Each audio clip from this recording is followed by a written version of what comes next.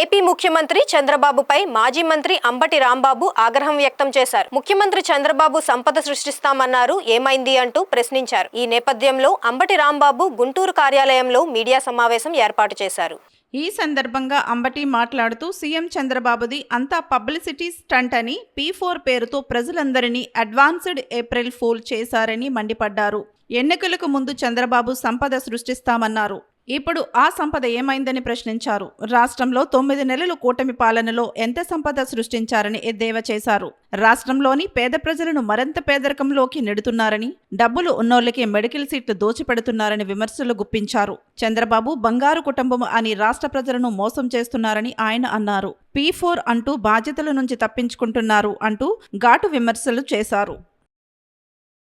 పాలన ఏంటి? ప్రజల వద్దకు పాలన దగ్గరికి వెళ్ళి ఏమి సాధించారు, ఏమి సమస్యల్ని మీరు పరిష్కరించారా, ఏమైపోయినాయి? మళ్ళా ఆ పెట్టి పథకాలు మళ్ళీ మీరేగా రాష్ట్రంలో పరిపాలన చేస్తుంది.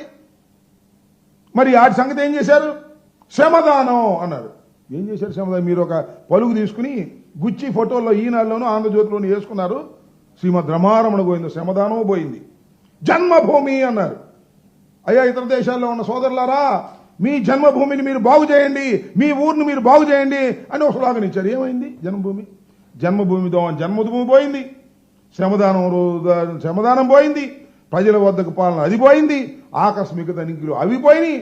నేను మారిపోయినకి నేను ఏం చేయను అన్నా. మళ్ళా అదన్నీ కాదు, దత్తత గ్రామాలని చెప్పి ఐఏఎస్ వాళ్ళు, ఐపీఎస్ వాళ్ళు, పెద్ద వాళ్ళు మీ గ్రామాలను దత్తత తీసుకోండి, ఆ దత్తత తీసుకుని దాన్ని బాగు చేయండి అన్న. ఎన్ని గ్రామాలు దత్తత తీసుకుని బాగు చేశారు చెప్పబ్బా, నాకు అర్థం కాల.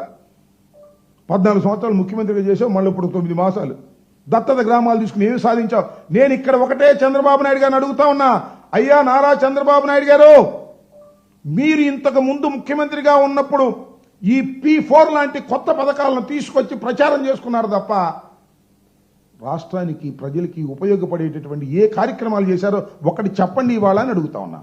అవి చెప్పడం. పాపం నిన్న మెడికల్ కాలేజీలో చదువుకోవాలనేటువంటి ఆవేదనతో ఒక కుటుంబం చెబితే, నువ్వేం చేస్తున్నావు మెడికల్ కాలేజీలు? మొత్తం మెడికల్ కాలేజీలన్నీ కూడా ప్రైవేట్ పరం చేసేస్తున్నావు. అంటే చదువుకొని మెరిట్తో వచ్చే సీట్లు గలం చేసేస్తున్నావు, డబ్బులున్నోడికే దోచిపెట్టేటటువంటి కార్యక్రమం చేస్తున్నావు. మరి అలాంటప్పుడు ఈ P4లో పేదలకు ఎలా సీట్లు వస్తాయని అడుగుతా ఉన్నా.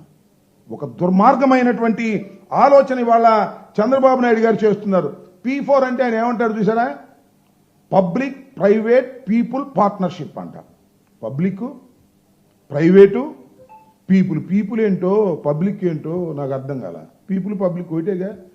రాష్ట్రం పబ్లిక్ ప్రైవేట్, అసలు పబ్లిక్ ఏముంది? ఊరిని డయాస్ వేస్తాడు. పబ్లిక్ అంటే గవర్నమెంట్ చంద్రబాబు నాయుడు గారు డయాస్ వేసి పిలుస్తాడు, పేదలకు పంచిపెట్టమంటాడు. ఏంటిది ఈ తంతు? ఏంటి నాకు అర్థం కాల. అసలు ఆల్రెడీ ఆల్ ఇండస్ట్రీస్, పెట్టుబడిదారులు, బాగా సంపాదించేవాళ్ళు, CSR ఫండ్స్, కార్పొరేషన్ సంబంధించినటువంటి ఫండ్స్ ఉన్నాయి. కార్పొరేషన్ సోషల్ రెస్పాన్సిబిలిటీ కింద 2% వాళ్ళు ఖర్చు పెట్టాలి. మళ్ళీ చంద్రబాబు నాయుడు గారు అందరిని పిలిచాడు. కాంట్రాక్టర్లు, పెద్దోళ్ళు, డబ్బులు ఉండోళ్ళు. మరి ముఖ్యమంత్రితో అవసరం కదా పాపం, పిలిస్తే రాకపోతే ఎట్టాక మీరు చూశారుగా. బంగారు కుటుంబాన్ని పిలిచిన వాళ్ళేమో వెళ్ళిపోయారు పాపం. వీళ్ళు మాత్రం అట్టాగే ఉన్నారు, ఉండక తప్పదాళ్ళు. ఎందుకంటే వాళ్ళ సంతకాలు కావాలి, ముఖ్యమంత్రి గారి సంతకాలు. కాంట్రాక్టర్లు, పెద్ద ఇండస్ట్రియలిస్టులు ముఖ్యమంత్రి గారితో ప్రభుత్వంతో పనులు ఉంటాయి కాబట్టి. ఈ బంగారు కుటుంబం వాళ్ళు మాత్రం ఈ బంగారు కుటుంబం లేదు, బూడిద లేదు, ఈ సొల్లు మేము వినలేక చేస్తున్నామని వెళ్ళిపోయారు. ఏం చెబుతాయండి సొల్లు దాని మీద ముఖ్యమంత్రి గారు? నీతి నిజాయితీకి మారిపోయారు. ఎవరు నమ్ముతాడండి నీతి నిజాయితీకి మారిపోయారు? నేను ఇంతవరకు తప్పు చేయలే. తప్పు చేయలే. పుట్టిన దగ్గర నుంచి తప్పులు తప్ప ఏమైనా ఉన్నాయా? చంద్రబాబు నాయుడు ఇంకో మాట అన్నాడు, నేను ఎన్టీ రామారావు గారి దగ్గర పనిచేశా.